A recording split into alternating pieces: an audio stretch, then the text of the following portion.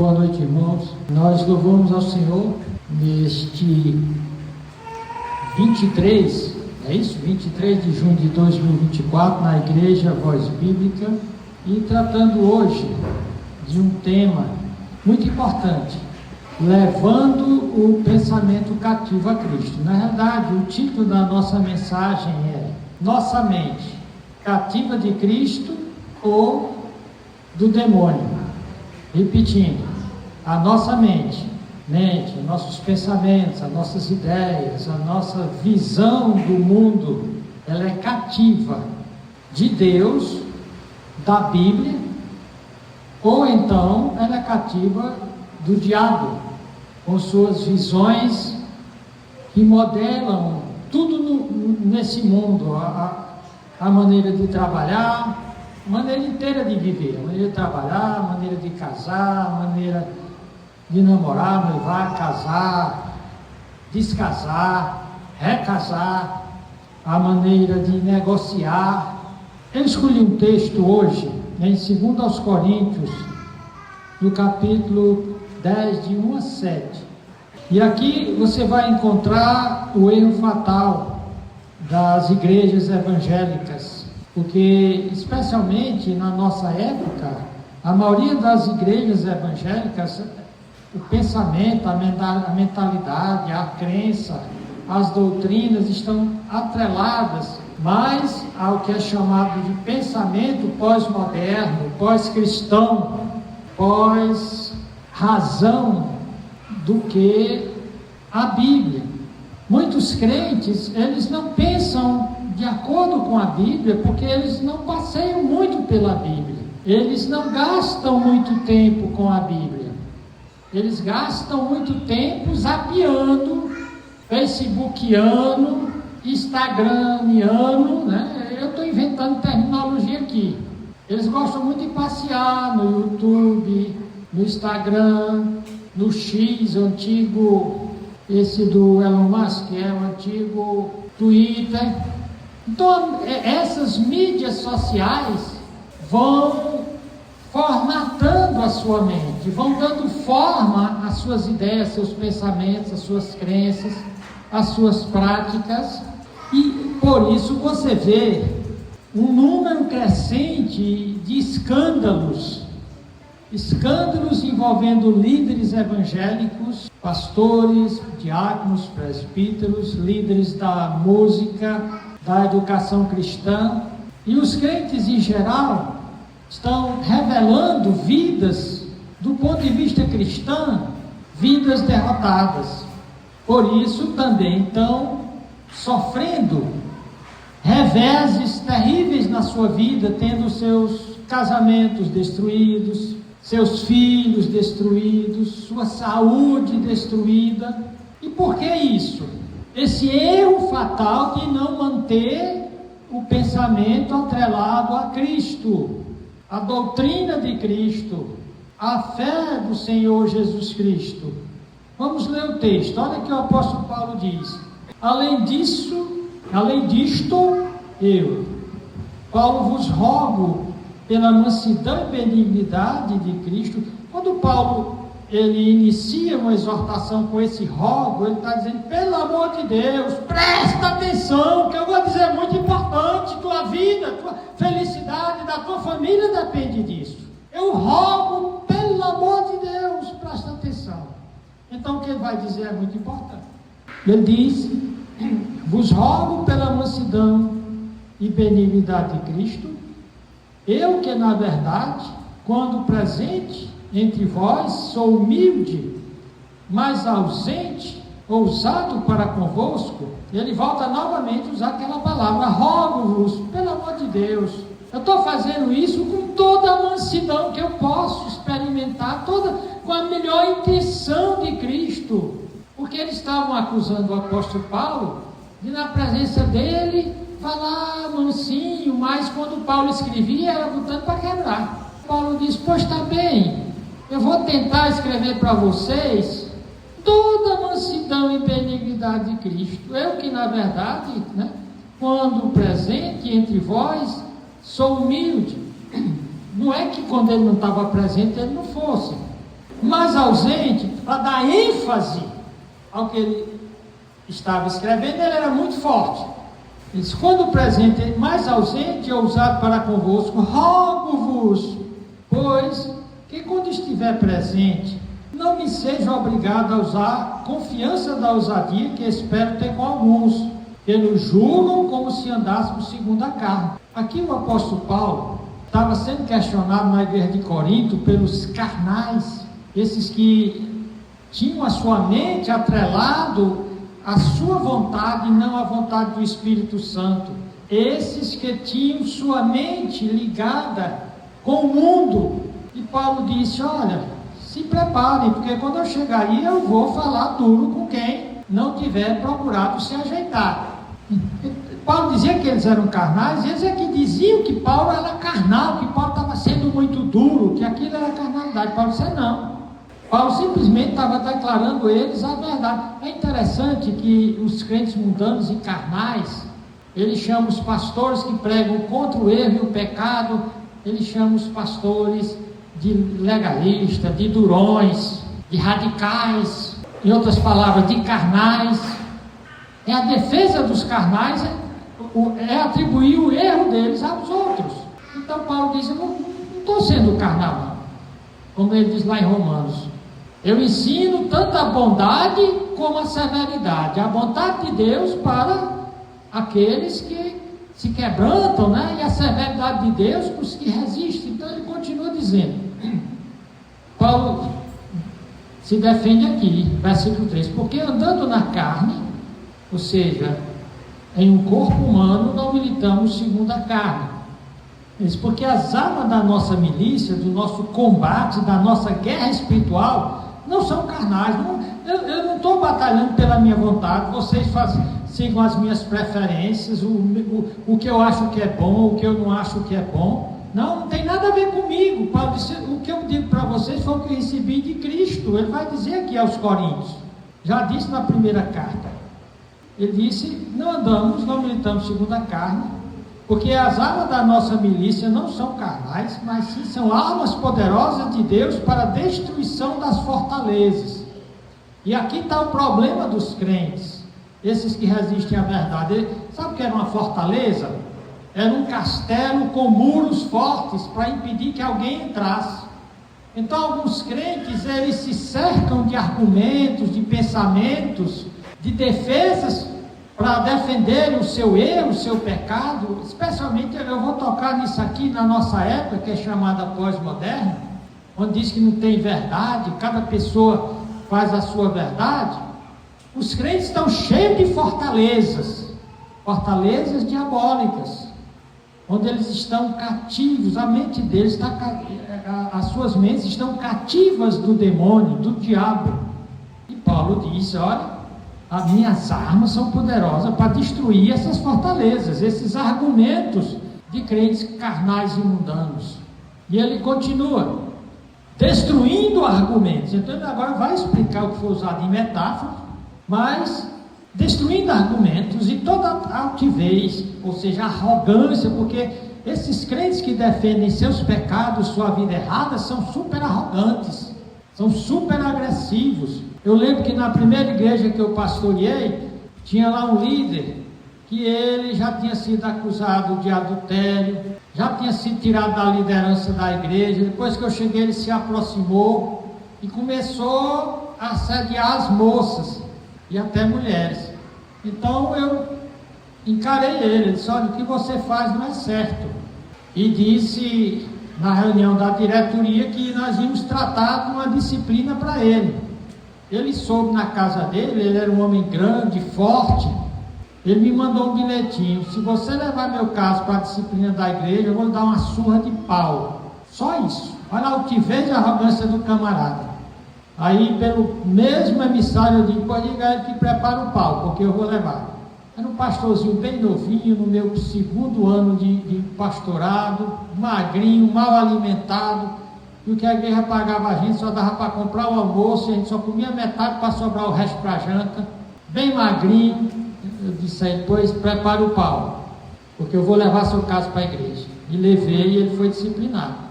e Deus me protegeu, porque se ele me desse uma surra de pau, eu não estava aqui. Mas você nota que o crente, ele era cheio de defesa para essa vergonhice dele. O diabo infiltra esses infelizes dentro da igreja.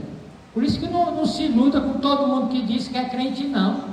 O diabo infiltra pessoas erradas, joio, com mentalidade, com essas fortalezas satânicas na sua cabeça. Não tem quem tire, não. A última igreja que eu pastoreei, a gente ensinou lá que as mulheres devem se vestir se cobrindo as suas carnes, porque o homem cai no pecado da luxúria.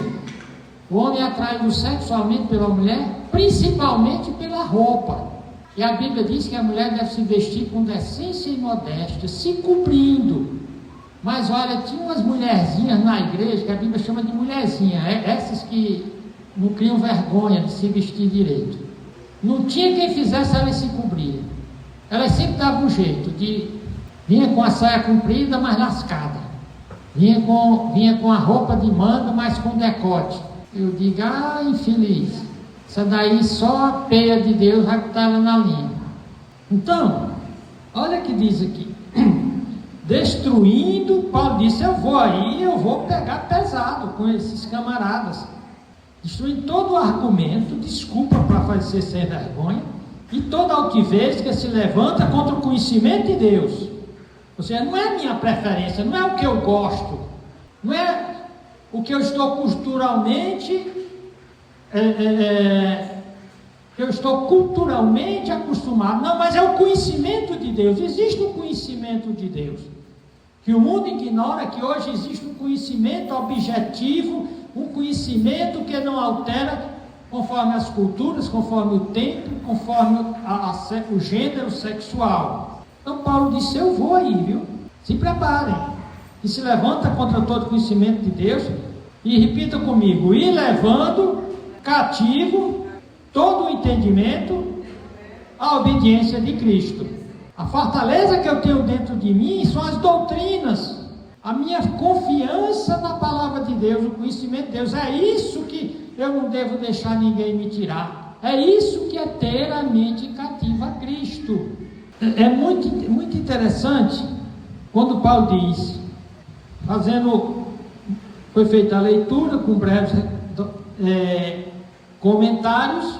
Aqui Paulo diz, agora, além disso, eu, Paulo, ou seja, eu mesmo, embora ele diga, sou eu que estou dizendo isso, ele está dizendo que está indo com o conhecimento de Deus, porque ele tem a mente dele cativa a Cristo. Paulo não inventou nada, ele era inspirado por Deus.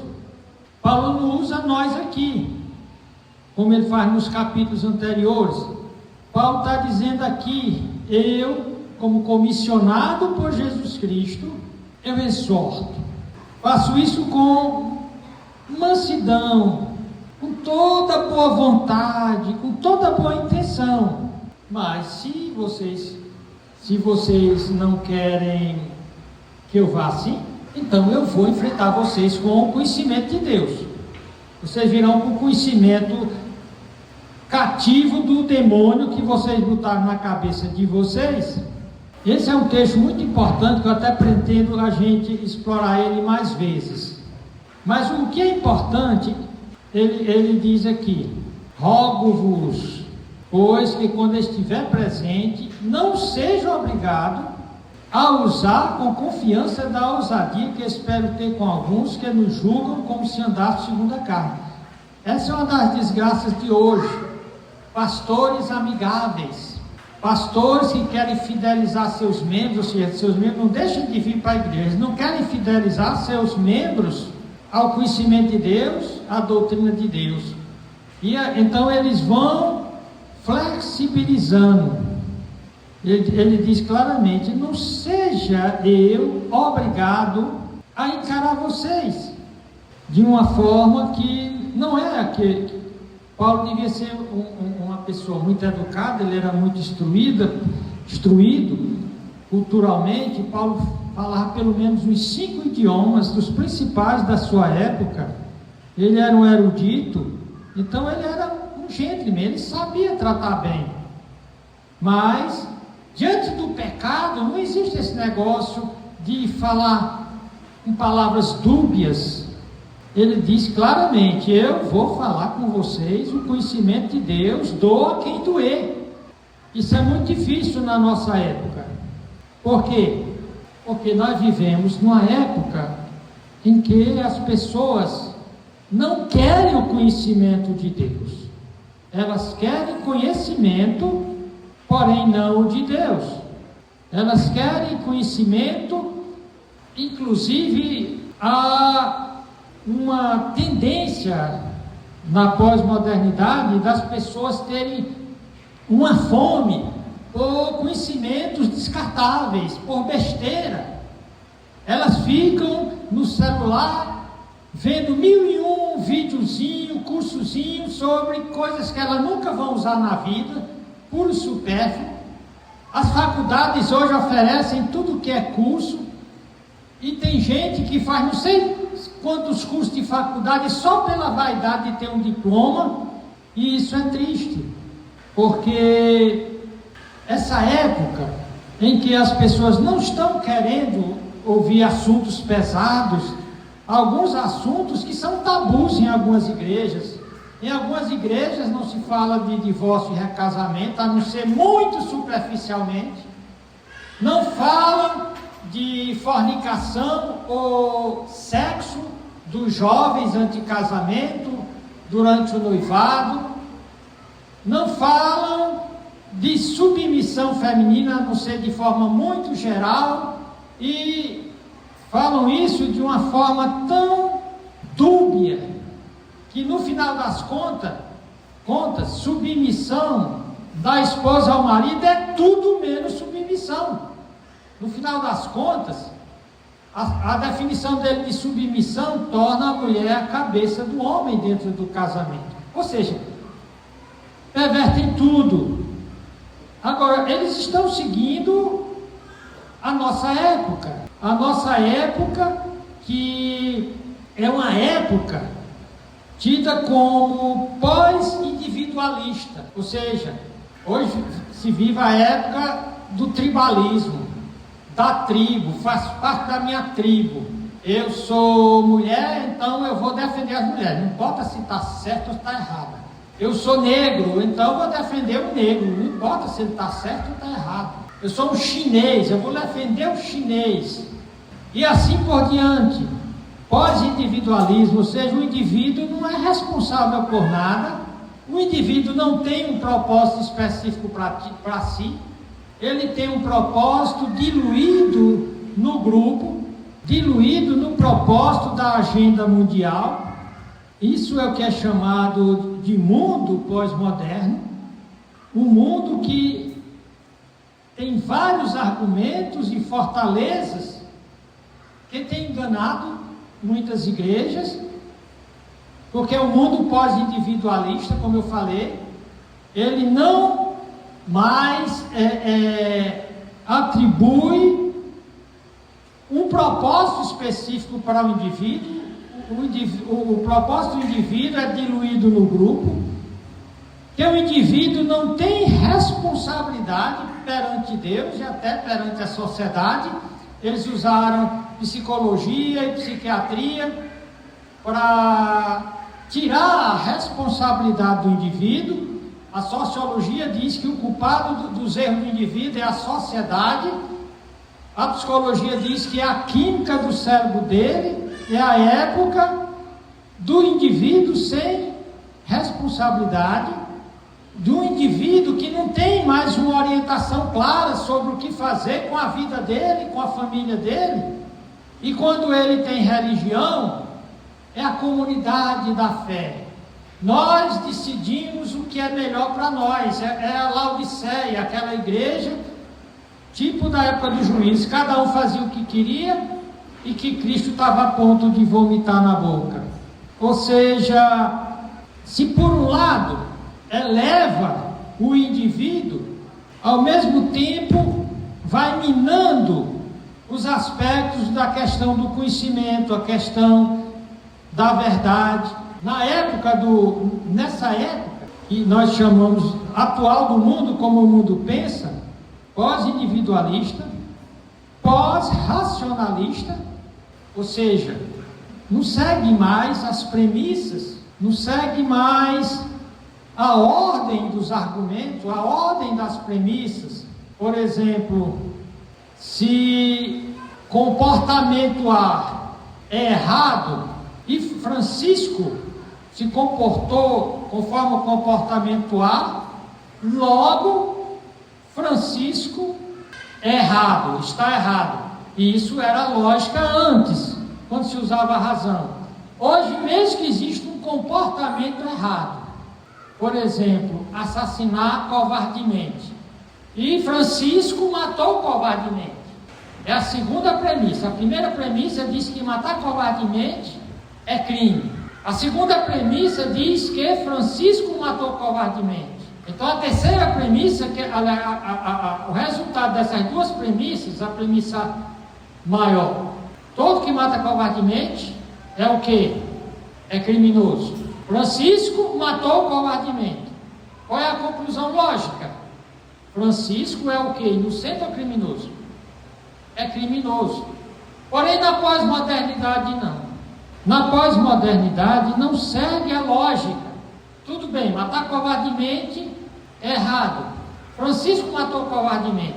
Mas Francisco não está errado, porque Francisco foi estuprado quando era menino. Francisco estava tomando psicotrópico. Francisco estava... Ou seja, essa é a época que o ser humano matou a razão, matou o raciocínio. E infelizmente a igreja está usando isso. Um monte de comportamento na igreja. Não, a Bíblia diz que é errado. Fulano está fazendo isso, ele está errado. Não, tem outras explicações. E fica levantando essas fortalezas. E a igreja se torna vamos dizer assim, um aparato do mundo, um puleiro para o mundo. Na igreja, o conhecimento objetivo é o que está na Bíblia. Deus falou, está falado. Era assim até recentemente, mas hoje não é mais assim. Como é na sociedade, nenhum conhecimento é objetivo, depende da situação. Até o conhecimento de Deus é um conhecimento que você pode manejar com astúcia, que o conhecimento é uma coisa neutra, que no final das contas, todo mundo deve seguir uma espécie de autoconhecimento. Cada pessoa vai desenvolver a sua própria verdade, ou seja, essas fortalezas, esses argumentos dentro. E se desenvolve essa era tribal, vamos dizer assim, esse princípio sociocomunitário. Ou seja, o conhecimento, especialmente o conhecimento de Deus, é algo que deve ser aprendido pela comunidade, interpretado pela comunidade. Só que Deus tem um propósito para cada indivíduo. O mundo fica arrumando desculpas para o erro, para o abjeto, porém o indivíduo tem responsabilidade individual perante Deus. O indivíduo crente, Paulo diz aqui que ele deve ser orientado pela palavra de Deus. E qualquer coisa que se levante contra o conhecimento de Cristo, essa filosofia, esse argumento, seja filosófico, religioso, racionalístico, ateísta, deve ser derrubado. Ou seja, contradizendo a nossa época, conhecimento não é uma coisa neutra, que cada um dá a forma que quer. Conhecimento é objetivo. Deus diz, não adulterarás. E é isso. Não devemos procurar formas lícitas de adulterar. A comunidade, mesmo que a nossa comunidade aceite que é certo, isso, minha orientação é a palavra de Deus. A minha comunidade de fé é aquela que vive o conhecimento de Deus de acordo com a palavra. A verdadeira igreja, ela vive o Evangelho em relações onde ocorrem verdadeiros relacionamentos significativos, restauradores, inclusive restauradores de uma vida santa. Se um peca, todo mundo vai chegar para ele, olha, vamos te ajudar a sair dessa situação, e não chegar lá e usar aquela estrofe errada daquele hino, olhar com simpatia o erro do irmão, isso é heresia. Eu devo olhar com simpatia a desgraça daquele irmão no sentido de ajudá-lo a sair dela. Então, nós estamos vivendo nas igrejas hoje um evangelho que está descartando o conhecimento claro da palavra de Deus, que não está cativo ao pensamento de Cristo, que não leva em conta o mistério da palavra de Deus, que muitas vezes, mesmo que nós não possamos entender completamente, a palavra de Deus não cai, ela não passa. Deus diz que os pensamentos dele não caem no chão. Os pensamentos de Deus são pensamentos eternos. Eu disse, assim como os céus são mais altos do que a terra, assim são os meus pensamentos mais altos do que os vossos. Meus caminhos são mais altos do que os vossos. Por isso que a palavra que sai da minha boca não voltará para mim vazia, mas fará o que me apraz e prosperará para aquilo para que a designei. Então, quando Paulo diz, levando todo o pensamento cativo a Cristo, é porque existe uma verdade que eu posso ficar preso a ela, independente da cultura, embora eu não possa explicar tudo. Porém, a Bíblia tem um conhecimento racional. Quem lê a Bíblia não comete suicídio lógico. Há as razões de Deus, e tudo que Deus diz é razoável. Se você olhar para cada um dos mandamentos de Deus, eles têm uma razão, eles têm um porquê. Deus não simplesmente enfia suas palavras goela abaixo das pessoas. Eles, provai e vede que o Senhor é bom. Bem-aventurado o homem que nele se refugia. Ou seja, eu não devo ter medo de pregar a Bíblia do jeito que ela está. Todas as minhas mensagens eu mando para várias pessoas, médicos, engenheiros, pessoas da filosofia, pessoas da educação, porque eu sei que tudo que a Bíblia Sagrada diz é coerente, é plausível, é racional. Não é porque a modernidade diz que não existe conhecimento objetivo, que o conhecimento é neutro. Mesmo que seja uma verdade que para todos essa verdade pareça certa, como não matar, mas é um conhecimento neutro. Eu posso manejar isso para dizer que não matar pode ser desculpado por alguém que surtou, alguém que foi estuprado quando era menino, ou seja, é uma maneira de você banalizar o mal. Se o conhecimento é neutro, tudo fica banalizado. O amor, a família, o casamento. Portanto, o crente, quando Paulo diz para levar todo o pensamento cativo a Cristo, e usar esse pensamento para destruir as fortalezas e argumentos contra esse conhecimento, ele está dizendo que nós temos ferramentas na palavra de Deus, para não ficarmos envergonhados diante de discursos científicos, filosóficos, seja de que natureza for, que a nossa fé é uma fé proposicional que pode ser defendida de forma plausível e razoável, e que todo o conjunto de crenças que nós temos é coerente. Por isso que Deus diz, provai e vede que o Senhor é bom, bem-aventurado o homem que nele se refugia. Ele está dizendo, viva conforme a minha palavra e diga que a sua vida não deu certo. Siga o meu modelo para a família e para o casamento. Torne cativo da sua mente, você que é esposo, que você deve amar sua esposa como Cristo amou a igreja e deu sua vida por ela. Que você é o provedor do seu lar.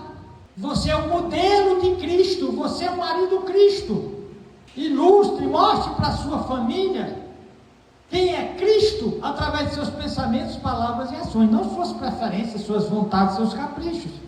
Viva como o marido Cristo e diga que não funcionou, exceto se você casou com o que a Bíblia chama de mulherzinha, aquela mulherzinha que é tão ruim, aquela diaba, A Bíblia fala de umas mulheres diabolos, que provérbio chama de mulher rixosa, e quem casou com ela está roubado, porque a Bíblia, no Gênesis 1 diz, não é bom que o homem esteja só. Porém, ele diz, se for uma mulher rixosa, é melhor ele morar só no deserto. Lembra a história do é melhor morar só do que mal acompanhado? Nós estamos recebendo a visita aqui do meu querido Gugu, não sei se ele já casou. Pois é, tem que ter todo o cuidado para não pegar uma rixosa. Tinha um irmão do sítio que ele não sabia chamar, pois pastor, a mulher lá de casa é rinchosa. Não é rixosa não, irmão, é rixosa, mas tem mulher que rincha mesmo, viu? Então, se esse camarada foi um homem prudente, que esperou para encontrar uma mulher virtuosa, que não visualizou só as linhas fornicárias, já por aí ele já devia dar um fora nela. Essas mulheres que estão doidas para mostrar essas linhas, já deve ser cortada da sua agenda. Porque mulher que mostra as linhas, ela também entrega. Você esperou, e se não encontrou, eu vou morrer só. Porque a Bíblia diz que é melhor eu ficar só do que casar com uma mulher rixosa. Vamos supor que você esperou para casar. Casou com uma mulher boa, uma mulher virtuosa, uma mulher que aceita, tem o pensamento dela cativo a Cristo. Ela, em lugar de ficar exigindo um marido Cristo, ela procura ser uma esposa igreja. Que em tudo ela procura agradar esse marido, que é submissa a ele no sentido de cooperar. Ela nunca é um empecilho, a pedra de tropeço. Aí imagina um lado desse, um marido Cristo, que dá a vida pela mulher, e pelos filhos e pela família, e ela, uma esposa igreja, que tem todo respeito e honra seu marido, e os dois cuidam dos seus filhos na doutrina e disciplina do Senhor. Aí Deus diz, me diz se esse casamento deu errado. Aliás, é a única família que pode ser bem sucedida essa. Marido Cristo, esposa igreja, e filhos tementes a Deus, que obedecem seus pais e pais que criam seus filhos. Então nós não temos de ficarmos envergonhados de dizer, eu sou cristão, o meu pensamento é cativo à doutrina de Cristo e eu não abro mão. Porém, os crentes estão levantando fortaleza na sua cabeça, defendendo todo tipo de patifaria. Nós temos vamos dizer assim, um manual de vida maravilhoso. Nós temos na pessoa de Cristo o modelo. Cristo viveu na terra para nos deixar um modelo de vida. Ele disse, aprendei de mim, eu sou manso e humilde. Lembra? Os mansos herdarão a terra, os humildes são felizes e herdarão o céu. Então nós temos parâmetros de orientação. O mundo não tem mais. O mundo está que nem a peruta de aeroporto, não sabe para onde vai. É como diz lá em Salmos capítulo 1, verso 1 em diante, que o justo é como árvore enraizada onde tem água. O justo está enraizado como árvore. Já o ímpio, o homem que não tem seu pensamento cativo em Deus, em Cristo, ele como é palha ao vento que terminará caindo no fogo. Então nós temos um manual que é a Bíblia, nós temos um modelo que é Cristo, nós temos uma compreensão, uma teologia ao longo desses 2000 anos de cristianismo e mais de 4000 lá da história do povo de Deus, especialmente dos judeus a partir de Moisés. Nós temos todo o entendimento da vida, uma cosmovisão da vida que grupo nenhum nesse planeta tem, filósofo nenhum pode ultrapassar, pensador nenhum. A nossa teia de doutrinas e de crença e de conhecimento é fantástica, eu fico maravilhado quanto mais eu estudo. Porém, os crentes estão perdendo isso. Os crentes não têm interesse de ler sua sua Bíblia, de comprar livros, comentários, de ir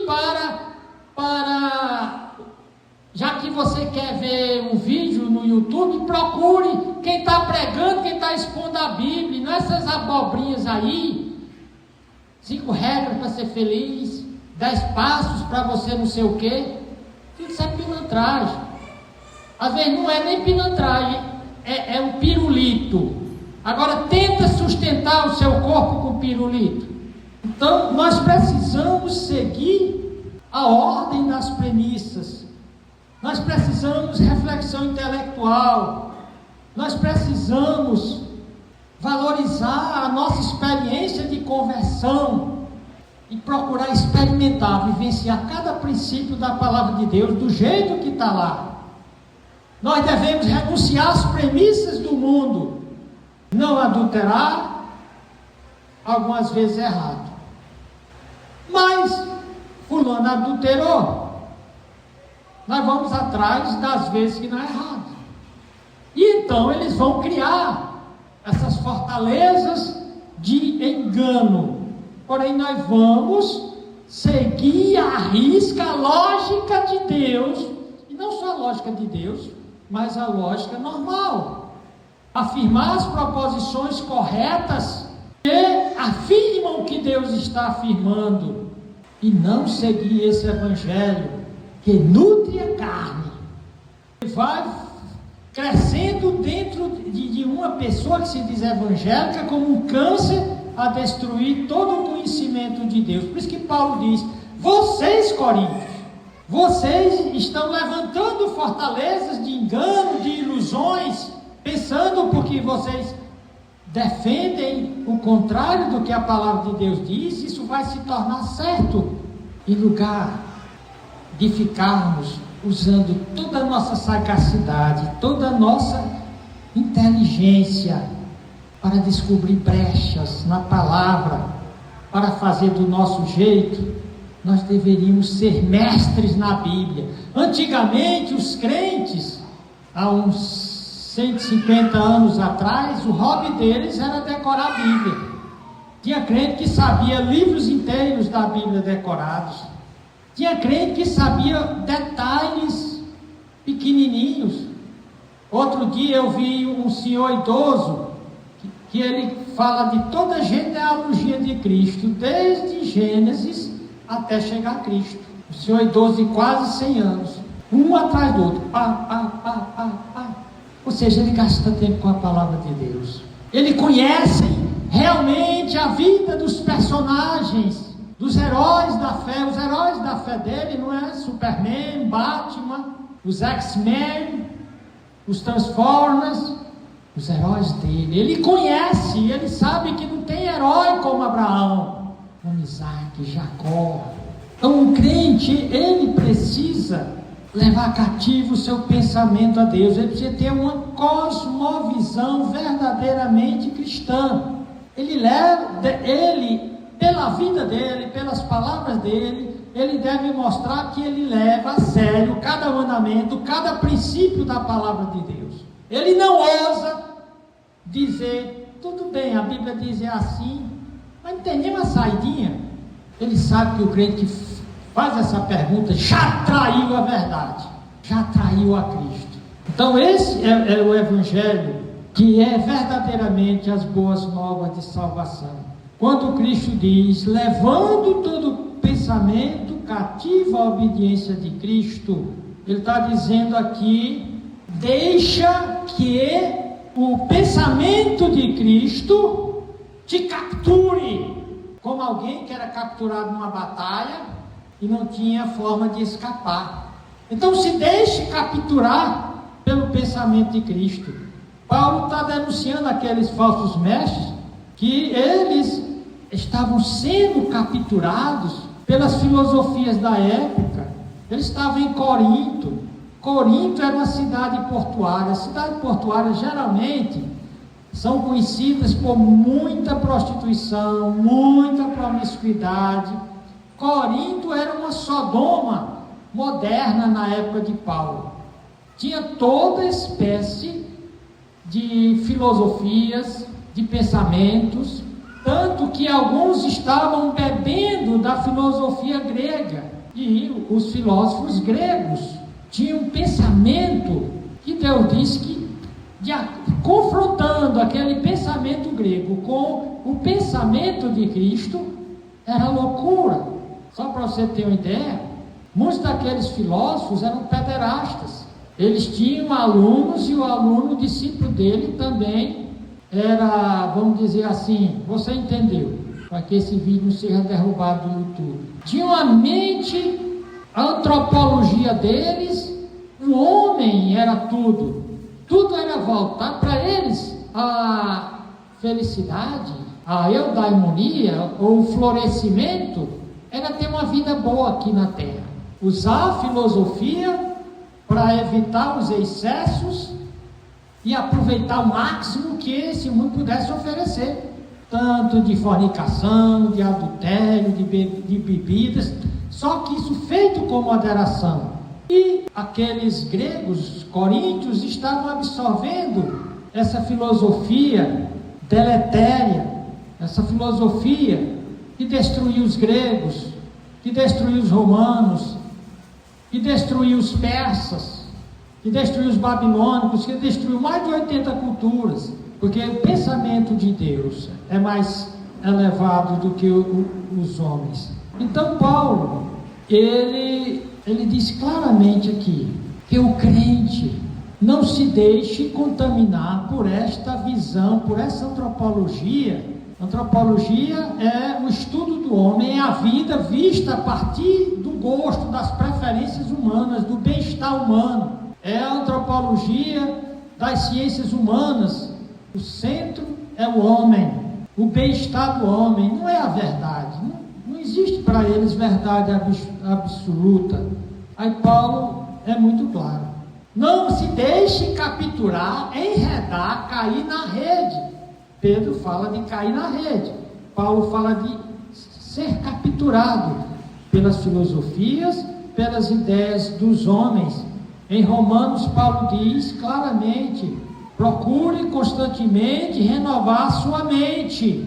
Filipenses 4,7 manda proteger a mente. Ele está até lá. Como proteger a mente? Pensando tudo que é puro, tudo que é justo, tudo que é boa fama, se alguma virtude há, se algum louvor existe, seja isso que ocupe o vosso pensamento. Então é preciso proteger a mente. Na última mensagem nós falamos sobre guardar o coração, a ciência de guardar o coração, porque se você não guardar o seu coração vai ser capturado. E o inimigo vai fazer fortalezas. E primeiramente vai deixar você achando que você pode fazer tudo que você quiser. Mas progressivamente vão ser masmorras de amargura, de pânico, de medo. Grande parte das pessoas que têm condição financeira, elas ficam dependentes de psicotrópicos. Elas tomam psicotrópicos para não se matarem e não matarem ninguém, porque o inimigo, ele dá a isca, mas depois que você pega a isca, você fica capturado por ele. E é isso que Paulo disse: não se deixe capturar pelas ideias do mundo. Rejeite-as, renove a sua mente, proteja a sua mente. Alguns crentes dizem: não, mas eu sou salvo pela graça. Lembra em Romanos 6, Paulo diz que muitos crentes estavam dizendo: já que eu sou salvo pela graça, não pelo meu proceder, então quanto mais eu pecar, maior será a graça. Paulo disse: de jeito nenhum. Como é que, você nota, uma filosofia, o diabo vem e deturpa a doutrina da graça, banaliza a doutrina da graça, como se a doutrina da graça fosse licença para pecar. Paulo disse ao contrário. Lá em Tito ele diz que a graça nos educa, para quê? Para a santidade, para a justiça. A salvação é grátis. Mas a vida cristã é caracterizada por obediência, serviço, adoração e perseverança. Na pós-modernidade não há responsabilidade individual. Sempre se arruma um meio de transferir a culpa para a sociedade, para a clínica cerebral, para demônios. Mas na cosmovisão cristã, na aliança de Deus, a responsabilidade. Na aliança de Deus, ele diz, vai haver um conflito. Paulo diz, primeiramente, uma guerra interna da carne contra o espírito. Aquela excrescência que mesmo depois de convertido, o crente ainda tem. Aquela natureza ruim, que gosta de mentir, de roubar, de enganar, de adulterar. Aquela inclinação para o mal. Mas a Bíblia diz que o crente agora tem um espírito renascido e ainda tem o Espírito Santo dentro de si para ajudar. Então ele diz, encare com seriedade essa guerra, levando todo o pensamento, a palavra lá é noema, todo o pensamento, todo o conhecimento cativo a Cristo. A palavra nous, que pode ser do grego, pode ser traduzida tanto quanto espírito, quanto mente. Então Paulo está dizendo, foi traduzido por pensamento, e aqui há uma ênfase, Paulo bate nisso. Você não pode deixar que o seu conhecimento seja uma coisa neutra, como palha ao vento. Paulo diz, e estando pronto para vingar toda desobediência, quando for cumprida a vossa obediência. Então Paulo está advertindo aos falsos mestres lá em Corinto, e ele disse, eu vou aí, vocês estão ensinando filosofias, que para Deus não é sabedoria, é loucura. Essa é a sabedoria de Deus, quando confrontada, a sabedoria do mundo, quando confrontada com a de Deus. Eram esses filósofos, esses pseudos filósofos dentro da igreja de Corinto, que estavam acusando Paulo de ser fraco. E Paulo não estava passando o conhecimento certo para eles. Paulo disse, não, na realidade, vocês é que divorciaram a sua mente, vocês é que foram capturados, a mente de vocês foi capturada pelo diabo. E quando eu for aí, se vocês não se arrependerem, eu vou derrubar essas fortalezas, eu vou mostrar a falácia. Sabe o que é falácia? É o engano de tudo que vocês estão dizendo. Ele diz, vocês estão dizendo que eu faço isso pela carne, para me engrandecer, são minhas ideias, vou mostrar que não. Ele diz, minhas armas não são carnais, mas são poderosas em Deus para derrubar toda fortaleza enganosa, todo argumento que se levante contra a doutrina de Deus. Foi isso que aconteceu depois das 2 guerras mundiais.